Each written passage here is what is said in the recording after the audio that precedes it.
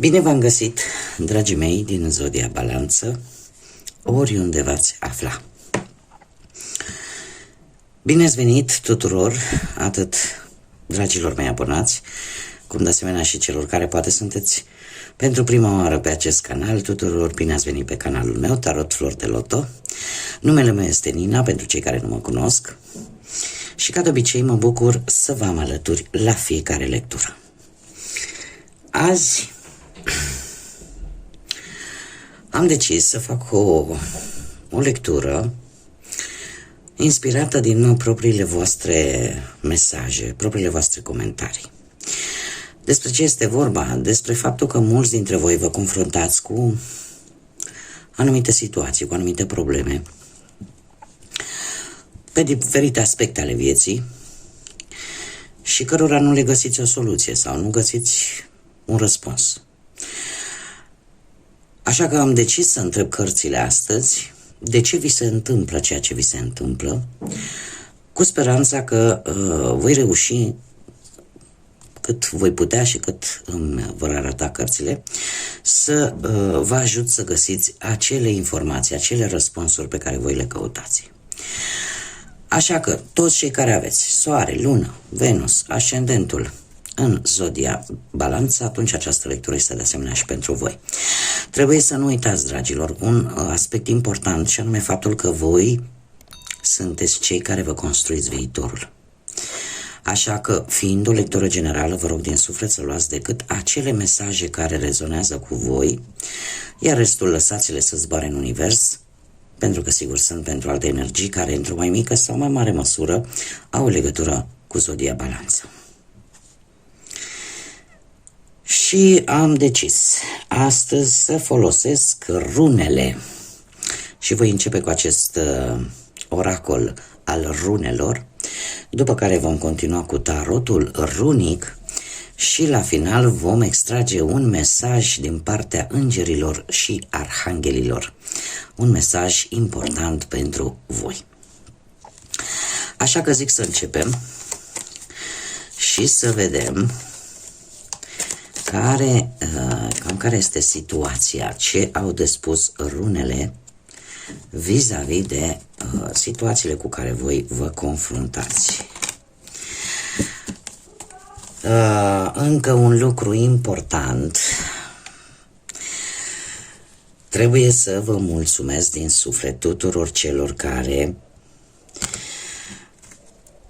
mi-ați transmis așa o energie foarte pozitivă la ultimele lecturi pe care eu le-am publicat și mi-ați dat comentarii de susținere, de suport, de sprijin, așa că eu vă mulțumesc tare mult din suflet. Nu mă așteptam la atâtea mesaje din partea voastră și nu am cuvinte practic să vă mulțumesc pentru ele. Acum, haideți să trecem la treabă și să vedem care este situația actuală. Situația actuală, avem runa Vunjo. Eu o pronunț în maniera mea, probabil o să vedeți dacă mai căutați și în alte limbi, o pronunță un pic diferit, dar cred că important este ceea ce ea simbolizează. Ei, dragilor, situația actuală pentru voi se pare că sunteți într-un moment de calmitate, aș spune, după o furtună, într-un moment de liniște, după o perioadă după o perioadă destul de agitată, indiferent de ce aspect al vieții vorbim, că vorbim de bani, că vorbim de profesie, că vorbim de dragoste, da? Ați traversat o perioadă destul de agitată, destul de controversată din viața voastră, iar în acest moment unii dintre voi sunteți așa, într-o perioadă de calmitate în care vă bucurați așa oarecum de o mică pauză.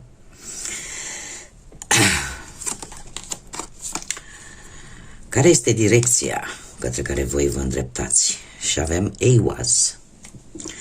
Eiwaz care îmi vorbește de un lucru care trebuie să se termine. Un lucru care durează de prea multă vreme și care, nu știu dacă voluntar sau involuntar, va trebui să se să se sfârșească. Probabil că veți scăpa de o anumită situație în care voi v-ați simți legați, în care voi v-ați simțit, cum să zic eu, blocați, aș putea să spun, poate într-o situație, într-o relație, poate vis-a-vis de o anumită persoană și direcția către care voi vă îndreptați este una bună. De ce? Pentru că numai în felul acesta la voi se va produce acea transformare. Transformare poate în felul vostru de a vedea lucrurile, în modul vostru în care gândiți și vedeți poate o relație, o situație, o anumită persoană. Cert este că vă veți detașa de un anumit aspect, un anumit lucru care pe voi vă ținea oarecum agățați și care durează de prea multă vreme. Această rună Eiwaz reprezintă în runele vikinge, reprezintă stejarul. Da? Și se pare că tocmai de aici asta, cum să spun eu, deduc oarecum că este ceva care durează de multă vreme și va veni o transformare. Deci sunteți pe direcția bună în care o transformare și niște schimbări importante se vor veni în viața voastră. Haideți să vedem cam care este blocajul vostru. Ei, blocajul vostru avem pe Bercana.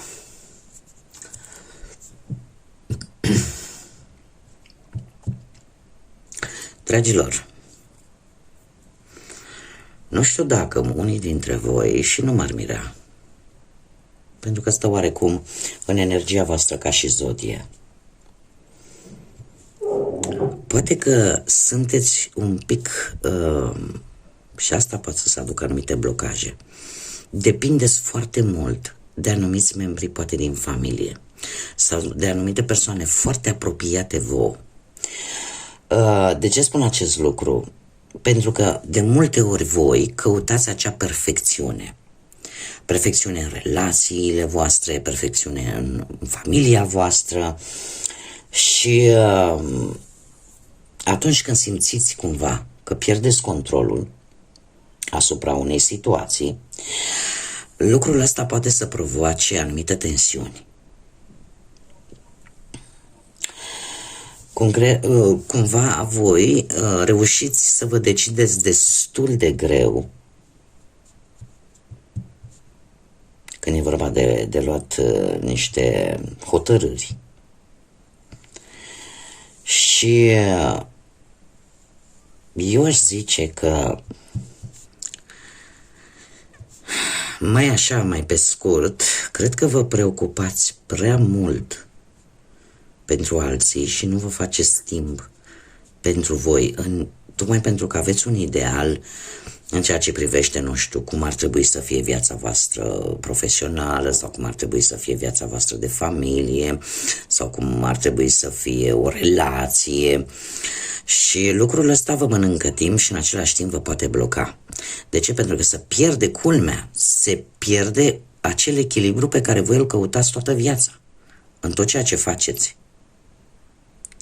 În momentul în care este foarte bine că ai grijă de ai tăi, este foarte ok că te preocupi pentru ai tăi, doar că nu trebuie să te lași pe tine definitiv,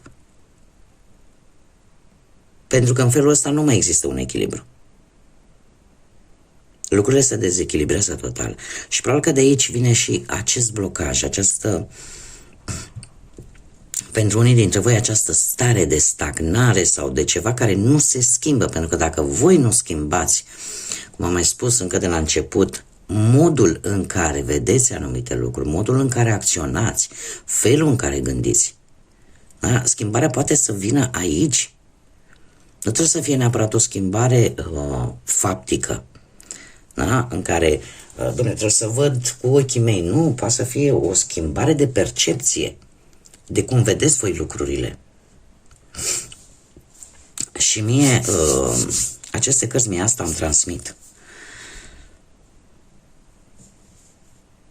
Poate vă agitați foarte mult pentru o anumită situație și de fapt lucrurile nu sunt chiar așa de grave pe cât credeți voi. Poate să fie și acest lucru. Vă agitați foarte mult pentru copii și nu observați că viața de fapt trece pe lângă voi. Haideți să vedem ce ne spune și tarotul runic. Și să-i punem întrebarea: de ce se întâmplă ceea ce se întâmplă pentru dragii mei din Balanță?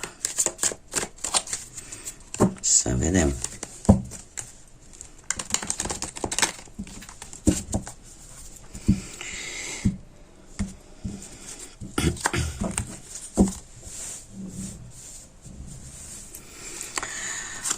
Și haideți să vedem ce avem noi aici. Să vedem. Dragilor, situația actuală, sunteți într-un moment în care trebuie să luați, paradoxal că tot mai ce vorbeam de decizii și de hotărâri, trebuie să luați o decizie. O decizie între două lucruri, două situații, două relații posibil. Dar ce este cel mai important este faptul că sunteți un pic în dubiu. De ce? Pentru că inima vă spune ceva, mintea vă spune altceva. Și probabil pentru cei care încă nu au luat o hotărâre, sunteți foarte inclinați să o luați cu ceea ce vă spune sufletul. Nu știu dacă Zodia Gemeni vă spune ceva, mie mi-apare cu acest arcan major și tocmai de aceea vă spun. Dar acest arcan major, ținând cont de faptul că mai are două rune pe el, îmi spune că, nu știu, sunteți un pic înclinați să faceți într-adevăr o mică schimbare. O mică schimbare care poate să aibă legătură cu mișcarea. Și când mă refer la mișcare, mă refer chiar la mișcarea propriu-zisă. Nu știu, ori cu o călătorie, ori, nu știu, să mișcați lucrurile un pic. Și ce-ar mai fi de spus, avem pe Gebo. Dragilor,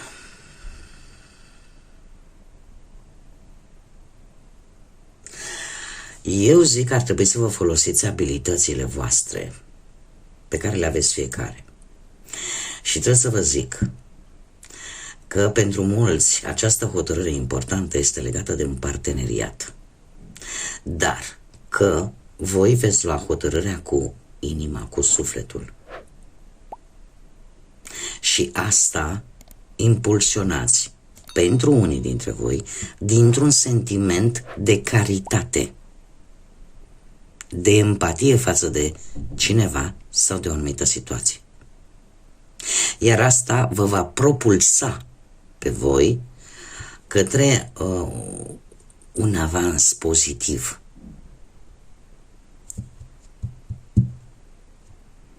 Veți avansa pe o latură pozitivă. Care a fost greșeala voastră?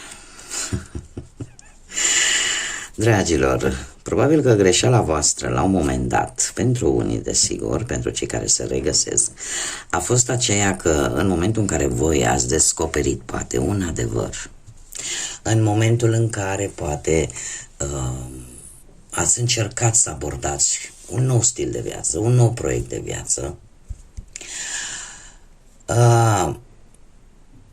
ceva s-a întâmplat. Ori o relație s-a terminat, tocmai din cauza unui adevăr. Poate nu s-a purtat sau ați avut un dialog cu cineva mai sincer rațional, dar care, din păcate, nu știu, acum poate să fie vorba și de o stare nervoasă accentuată care pe voi v-a făcut să luați o decizie pe care poate acum o regretați. Alții, din păcate, greșeala unde a fost? Când ați crezut că sunteți pregătiți pentru o nouă relație și de fapt poate nu erați. Alții, poate ați avut falsa impresie că sunteți pe drumul bun, fără să analizați în profunzime de fapt cum stătea situația. Și în afară de acest lucru, per general, greșeala probabil s-a făcut într-un moment cheie în care pe voi nu v-a mai interesat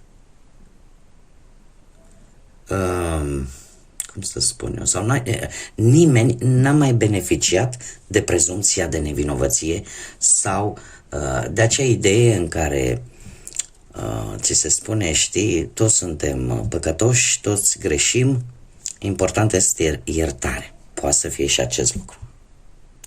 Dar aici au fost mai multe cauze. Acum voi adaptați dacă vă regăsiți. Ce nu trebuie repetat? Ce nu trebuie repetat? Hei, dragilor, ce nu trebuie repetat? Nu trebuie repetate greșelile din trecut. Și mai ales când e vorba de persoane pe care voi le cunoașteți de foarte, foarte multă vreme.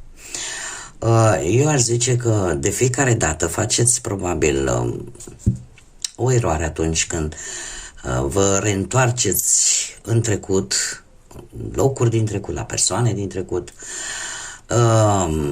și lucrul ăsta vă ține un pic blocați. Probabil că ar trebui să vă reorientați către viitor. Alții pot avea o legătură cu acest trecut printr-un fost sau prin vreo fostă. Și ce nu trebuie să repetați? Păi, în primul și în primul rând, probabil că unii dintre voi ar trebui să vă puneți întrebarea, domne, de ce acest personaj, această energie are această titulatură? De fost sau de fostă? Au existat niște motive. Da? Deci asta n-ar mai trebui repetat. Și trebuie să învățați un 7 de monede. Ce ar trebui să învățați, dragilor? Să nu pierdeți timpul cu lucruri în care nu vedeți rezultate. Să vedeți, să fiți atenți încă de la început dacă anumite acțiuni ale voastre, dacă anumite situații, dacă anumite persoane așteptați un timp, dar dacă vedeți că nu dă rezultat, atunci înseamnă că ceva trebuie schimbat. Ce ar trebui să mai învățați? Că teama, frica, îmi cer scuze pentru câinele vecinului, sper să nu vă incomodez atât de tare, nu am ce să-i fac, că nu-i la mine în casă. Ce ar trebui să mai învățați? Că teama de a nu fracasa, dacă în permanență va sta prezentă în sufletul, în mintea voastră, atunci voi niciodată nu veți putea avansa. Și ar trebui să învățați că sunteți mai puternici și mai încrezători decât vă puteți imagina. Și teama, în general, este cel mai mare inamic. Am mai spus-o la o zodie, tatăl meu, Dumnezeu să-l odihnească, avea o vorbă.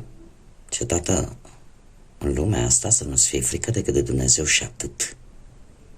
Restul le poți face față, indiferent ce vine. Dar nu trebuie să-ți fie teamă. Asta vă zic și eu vouă, ce mi-a spus și mie tatăl meu. Sper să vă ajute. Ce ar trebui făcut, sau ce ni se sugerează de către acest tarot? Avem un 3 de spade, dragilor. În primul și în primul rând,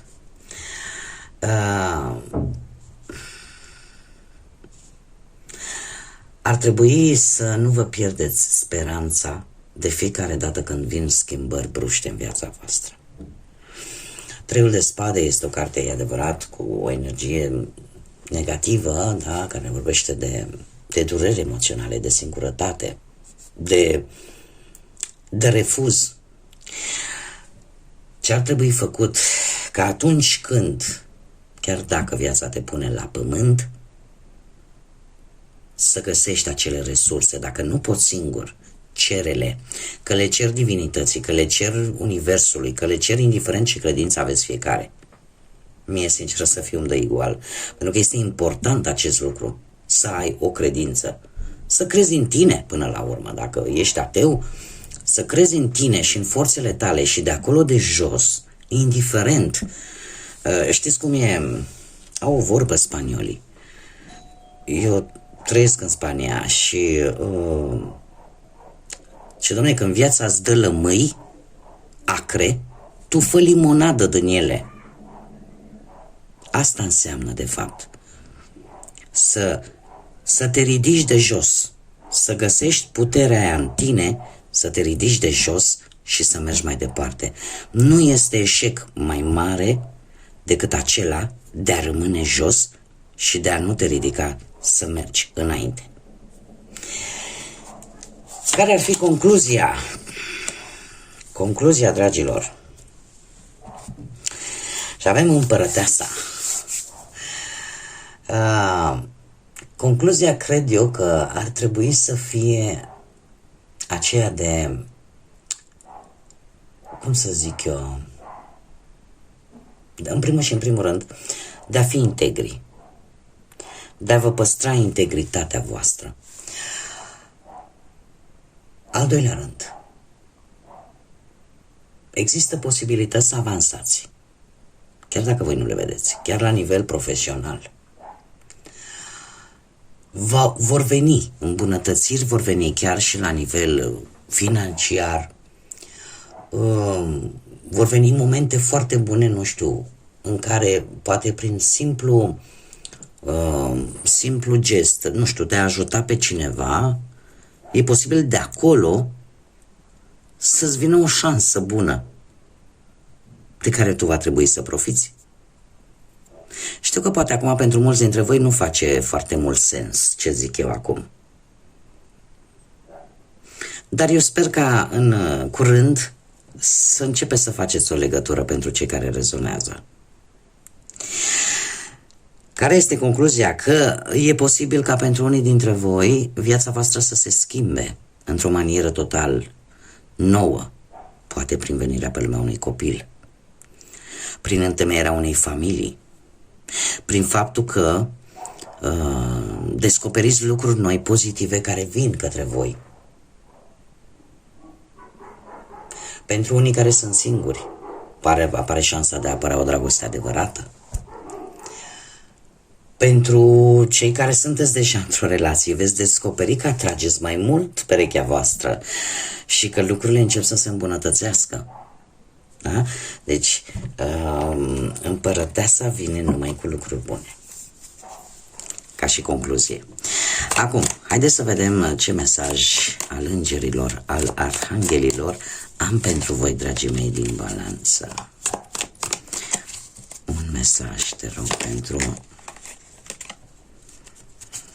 Stați așa că le-am întors, dar le-am zăpăcit.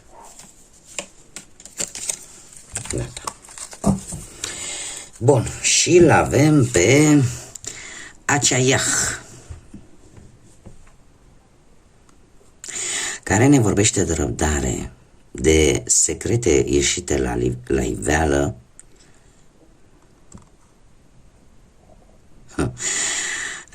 de cunoaștere, și trebuie să vă spun că nu este un înger, este un serafim.